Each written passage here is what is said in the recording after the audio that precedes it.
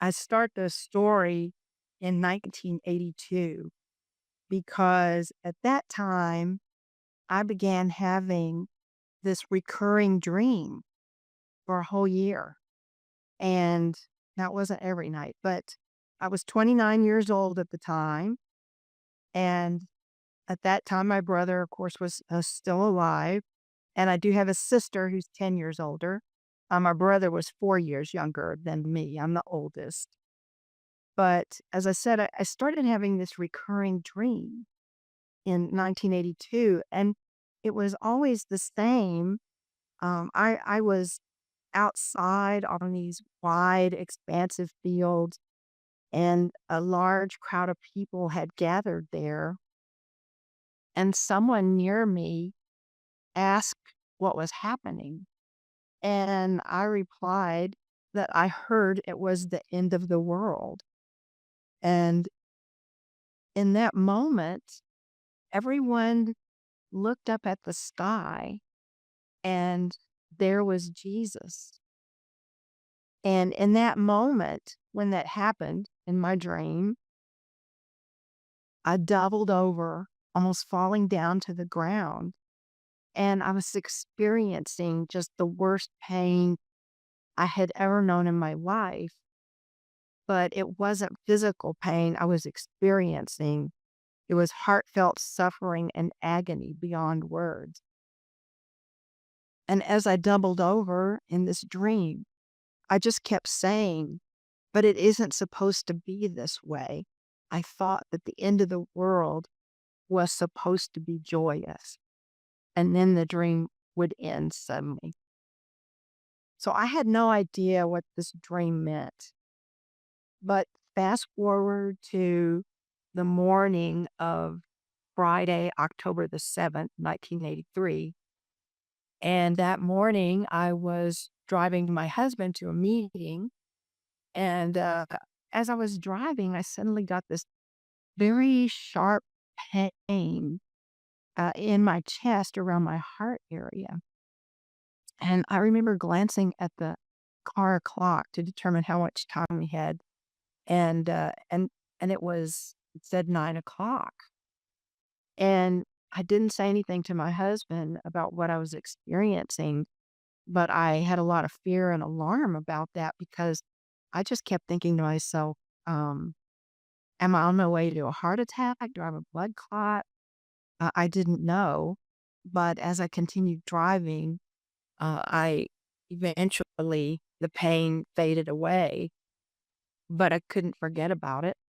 And so at that point, I dropped my husband off at his office and I proceeded on down toward downtown Houston because I was heading off for the Greek festival that's held down there every year. And I was meeting up with a group of friends. And my husband, Michael, was coming with some other friends to join us later down there. But sooner than I expected, um, I spotted Michael after a while coming through this crowd and just making his way through the throngs of people in this annex area where we were waiting to have lunch. And I smiled at him. And then when he got closer to me, I saw his face and I knew that something was very wrong. I had never seen him look like that. And as he finally made his way to me, he put his hands on my arms and looked me straight in the eyes. And he said, Donnie was killed this morning in an accident. Donnie, of course, being my younger brother. And his face just crumpled when he spoke those words to me. And when he told me this, I had this vision of the earth just in front of me, falling, falling, falling, and just crashing at my feet. And I just slumped down to the ground in the middle of this whole crowd and everything and just I was screaming, no, no, no. And so my brother's fatal accident happened while he was driving his company truck, and his time of death was reported as 9 a.m. And this was the exact time that I had experienced that this terrible pain in my heart area that morning. And that day, I understood what this recurring dream was trying to tell me. It was showing me the setting where I was in the Greek festival with a lot of people around. And it was showing me my emotional reaction to the news of his death. But 3 days after my brother's funeral, Donnie came back to me while I was driving. And this was Wednesday, and I drove Donnie's personal truck to my grandparents' house that was located just outside of Bryan, which was our hometown. And, I was just taking some funeral plants and that sort of thing to my grandparents. I was by myself, as I said, and about halfway there, I had this strange thing begin happening to me. I suddenly developed 360-degree vision around. I mean, while I was driving, I could see everything around me. And at that moment, I also became aware of someone just behind me at my right shoulder. And then I saw that it was Donnie, and I could hear him speaking to me telepathically. And Donnie's body was made up of like a series of light points, but I could still tell definitely that it was him without a doubt. And during this time, he told me not to be sad, that he was happy, and most of all, he wanted me to know what life was like for him now. And he explained to me that he was on what he called another plane of being, and that it had simply been time for him to leave. So at this point, I became aware that I was no longer in my body, but existed only in like a state of consciousness. And I was no longer aware of driving at all.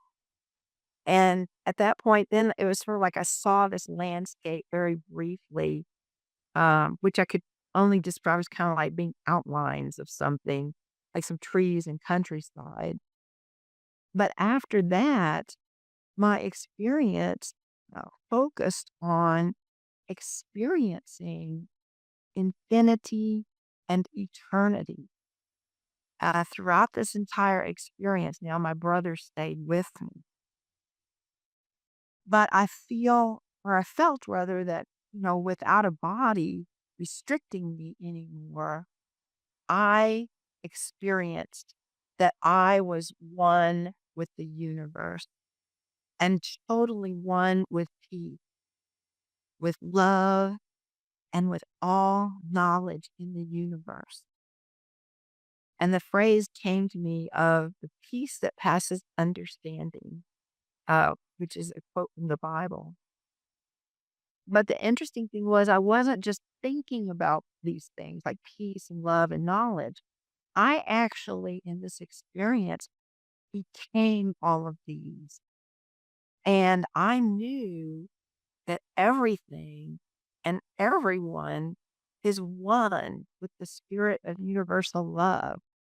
That love is the all encompassing, caring, and creative element of the universe. And I understood that there is no separation of anything from this all encompassing spirit or God. And although I'm certain that my brother communicated other information to me, um, when I got back to my body, I could not recall all of it. And I think that that was on purpose. I think that whatever my brother was telling me potentially could have related to things that were coming up in my life as I lived my life on earth. But as I desired to be deeper in this experience, I just wanted to stay there. But suddenly I just began whooshing away very rapidly. I could hear this rushing sound. And within an instant, I felt my brother's hand or spirit, it's hard to describe, pushing down on my shoulder area associated with my physical form. It's the only way I know how to describe that. And my brother said very clearly to me, he said, "No, you can't go yet. It's not your time." And at that moment, very suddenly, with a feeling of a thud, I landed back in my physical body. Now, I could actually, as this was happening, I could actually see myself driving the truck that I had been in. And when I landed back in my body, coming through the roof, I realized that during that time I was out of body with my brother. I had actually made the turn onto another roadway that led to my grandparents' house. But, I don't remember doing any of that. And so I felt really happy the rest of the day. I went on to my grandparents' house. I wanted to try and tell them what I had experienced, but I knew that they wouldn't understand. My life, my consciousness, my view of life on earth was never the same after that experience with my brother. My consciousness was completely changed. And from this experience, this is how I derived the title of my book, Driving into Infinity, Living with My Brother's Spirit, because essentially that is what happened to me while I was in the truck and then leaving my body and going into the universe with him. But I also discovered as time went on that I had what I call some after effects from this whole experience, being out of body with my brother, because uh, eh, immediately after my experience and after returning home to Houston and everything, I discovered that when people would walk into the room, sometimes I could hear what they were thinking. And but that didn't last for too long. That just sort of happened here and there, and once in a while, I still have that.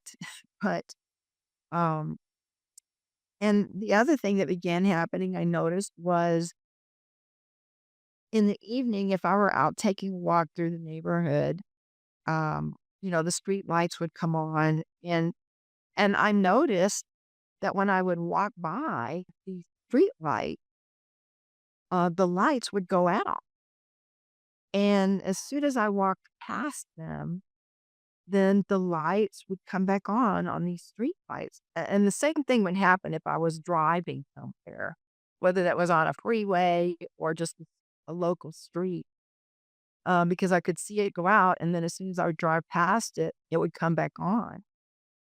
And I also learned to see auras, to see people's auras. Now I don't just automatically see people's auras, and, it generally has to be some sort of special case or special reason. Certain times too, I've had, like, guidance, a voice of guidance come through to me. For example, a couple of months after my brother's death, it was wintertime, it was December, and my husband and I were staying at my dad's house, he and his wife, and of course, we were still grieving my brother, but it got really, really cold, and, so the next morning, well, that night, actually, we all went to bed and everything, but I knew there was something that was saying to me, there's something wrong in this house. And I had no idea what it was trying to tell me, but I had begun to feel really weak, like sick. But I knew that I had to get out of bed and do something. And I did get out of bed. I mean, my husband was asleep, but I literally crawled down the hallway of my dad's house to the front door. And I knew that I needed to open the front door and let fresh air in. And eventually my dad, I got him up and we discovered that the, on their furnace, the door had fallen off of the furnace. And so what was happening is it was taking all the oxygen from the house. And we were on the verge of dying from carbon monoxide poisoning. Wow. That I saved everybody in that house that night because I had this intuitive reading. And when I retired and I wrote this book, Driving into Infinity, Living with My Brother's Spirit, for the first time since I had that experience with my brother, I felt completely authentic as a person because I could finally own this part of my life and what I experienced. And so it was wonderful for me, again, being retired and having the time to write this book. I, like most people earlier in my life, had this kind of fear related to death. I think it's kind of a common thing that happens with us. But after these experiences, I have absolutely no fear of death because honestly, it's just like taking the next step into this next life of consciousness and experiencing. I just want to say, like, life in a form of complete fullness, which is not what we get to experience here because we're enclosed in these bodies. But when we're in spirit, when we cross over, I mean, you get to experience this oneness, which is, there really aren't words to adequately describe that feeling of oneness, whether you call that with spirit, with God, with, whatever, but you are that oneness with the consciousness that exists for everything. And there's no fear about that at all. It's just, you're all knowledge, you're all love, you're all peace. Now, you have to keep in mind, it's not like I went on to the next level. I call it next level, where maybe people call it heaven or whatever. I was out in the middle of the universe with my brother. Nevertheless, my consciousness was completely one with everything that I was experiencing. But I'm really looking forward to experience what comes next in our existence, I will say. This has been the A.J. Parr Spiritual Journalist Podcast. Please like, share, and subscribe.